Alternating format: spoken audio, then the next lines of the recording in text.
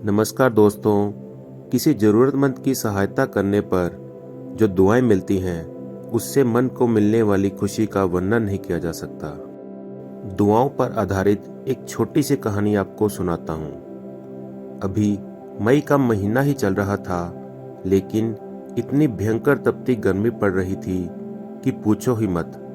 ऊपर से धीमे धीमे चलते हुए पंखे भी ऐसे लग रहे थे जैसे वह भी इस गर्मी से हार गए हों। दोपहर के 2 बज गए थे और गर्मी अपने चरम पर थी। सरकारी स्कूल में पढ़ाने वाली एक बुजुर्ग शिक्षिका अपनी साड़ी के पल्लू से अपने मुंह पर आए पसीने को बार बार पोंछ रही थी। तभी छुट्टी की घंटी बज गई। सभी बच्चे चिल्लाते हुए मुख्य द्वार की ओर भागे। स्कूल के बाहर ही आसपास की दुकानों पर बच्चे इकट्ठा होना शुरू हो गए। किसी को पीने के लिए ठंडा पानी चाहिए तो किसी को बर्फ का गोला खाना था। किसी को ठंडी कोका कोला पीनी है तो किसी को ठंडी आइसक्रीम खानी है। इधर उस बुजुर्ग शिक्षिका ने भी अपने साथ लाई पानी की बोतल में से थोड़ा सा पानी पिया और स्कूल के ही बाहर बने बस स्टैंड से अपने घर की ओर जाने के लिए लोकल बस में सवार हो गई। पैरों के दर्द से हाल बेहाल था, लेकिन बस में सीट न देखकर जैसे तैसे खड़ी हो गई। कुछ दूरी ही तय की थी बस ने कि एक उम्रदराज औरत ने बड़े सम्मानपूर्वक आवाज दी, आ जाइए मैडम, आप यहाँ बैठ जाएं। कहते हुए उसे अपनी सीट पर बैठा दिया। खुद वो गरीब सी औरत बस में खड़ी हो गई। मैडम ने दुआ दी, बहुत बहुत धन्यवाद, मेरी बुरी हालत थी सच में। उस गरीब महिला के चेहरे पर एक सुकून भरी मुस्कान फैल गई। कुछ देर बाद शिक्षिका के पास वाली सीट खाली हो गई, लेकिन महिला ने एक और महिला को, जो एक छोटे बच्चे के साथ यात्रा कर रही थी और मुश्किल से बच्चे को ले जाने में सक्षम थी, को अपनी सीट पर बैठा दिया। अगले पड़ाव पर बच्चे के साथ महिला भी उतर गई। सीट खाली हो गई, लेकिन नेकदिल महिला ने बैठने का लालच नहीं किया।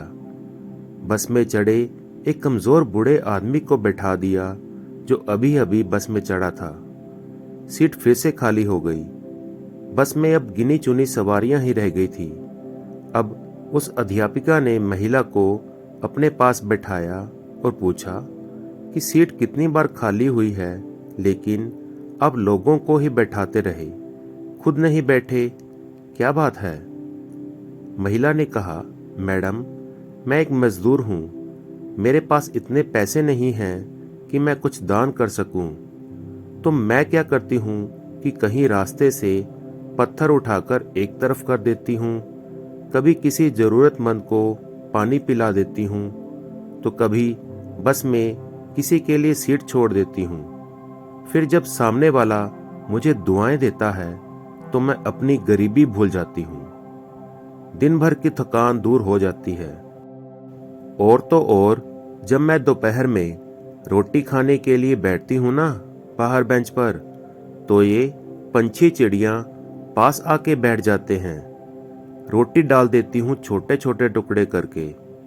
जब वे खुशी से चिल्लाते हैं तो उन भगवान के जीवों को देखकर मेरा पेट भर जाता है।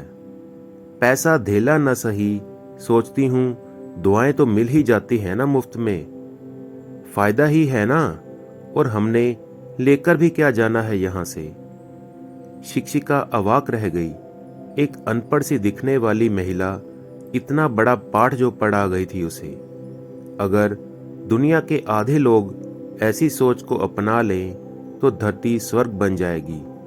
सच में खुश होकर जो दिल से दुआएं देते हैं, ऐसा लगता है जैसे भगवान स्वयं अपना आशीर्वाद दे रहे हैं। दोस्तों, इस कहानी से हमें यह शिक्षा मिलती है कि जरूरी नहीं कि सहायता सिर्फ पैसों से ही की जाए।